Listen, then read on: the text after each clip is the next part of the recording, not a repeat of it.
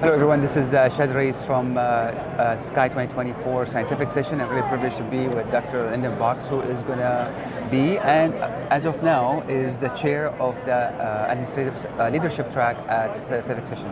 Lyndon, thanks for being with us. Yes, thanks for having me. So SCAI realized that leadership is very important for a physician, and this is a skill set that we don't learn it in medical school. Even during training, we focus on clinical skills. So let's talk about why leadership is important first before we dive into the SCAI track. Well, I think the thing that a lot of us often don't appreciate is we're all leaders as an interventional cardiologist. So I think these are the skills that'll help lead us in ways as far as being an example both in the cath lab to other physicians, and help advocate for our patients is part of what we're talking about in these sessions, how to develop new programs. So there's a variety of different things that come under the title of leadership that really impact our practice on the day-to-day basis. So that's why I think increasingly this has become an important track for the sessions. Absolutely. So now, when we talk leadership, are we speaking cath lab director leadership or leadership skills in general? Oh no, this is definitely in general, though it's really been noticeable at the meetings that the people that have been showing up for the sessions, a lot of them are the people that you would assume don't need this information, and that's some of our most senior members of SCAI. And I was having a conversation with them this morning, and some of those former presidents and people that have been in a career 20, 25 years, and it was like, why are you here? You already are an established leader, and they really pointed out the value of the information that they get in these sessions doesn't just apply to people who are in senior roles, but actually in the day-to-day life of being an interventional cardiologist. So, they see the value in it, and I think it really extends all the way from the spectrum of early career to late career. Absolutely. So the fact that senior cardiologists showing up, that means junior cardiologists or in the middle career should show up as well. Definitely. Yeah, a lot of it is things that, and I'm mid-career, I'm about 15 years out, 16, and so these are things that many of us wish we had known much earlier in our career, and we didn't learn. So like we had sessions on being an employed physician, we have sessions today on coding and reimbursement and how that actually works, how does it get determined what we get paid? Yes. How does the government come to those numbers, and what's the role of SCAI in that?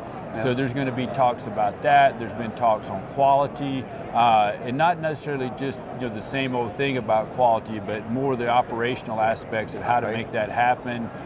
We've got things on serving on how to better serve the underserved populations, and many of us are passionate about that. So it really covers a broad spectrum of topics, but they're all things that I think are very relevant to how we do our jobs day to day. Absolutely. So I think it sounds like you are making the audience more aware of resources and skill set that they can have, and they should utilize and learn about, and the language also they speak with the administration, for example, for certain things, so they can be able to help the patient better. Yes. And also get paid and reimbursed fairly based on the all what we're going through right now in terms of cutting the payment and other stuff. Last question is about, so how is this leadership, and I feel it's interactive between leadership track and the PAC, SCAI PAC. Are they overlapping, or part of the tracks kind of overlap? So the PAC is basically is a financial entity where we contribute to different politicians who are really sympathetic at the national level to our issues. And so the PAC supports a lot of the activities of the advocacy committee, and the advocacy committee is very much involved. But I think the leadership track is definitely a broader aspect of that. And one of the other nice things that we get to do in this track, that we're emphasizing in this track, and that it really lends itself to, is the interaction. So this year we've had a lot of group discussion, and we have like table breakout sessions, and those are things you can't really get online. Exactly.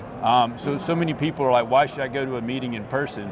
And I'm like, well, what meeting do you get to sit down at a table with people from all over the country, from different cath labs, different levels of experience, and really get a chance to talk to them about issues that we deal with day to day and how people solve those problems. So that's something we've brought in this year, and there's going to be more of that next year. And I agree with you, because there's these problems, I think they overlap a lot. 90% of your problem is my problem too. Yeah. Somebody in the VA, somebody in the hospital setup, somebody in the academic setup.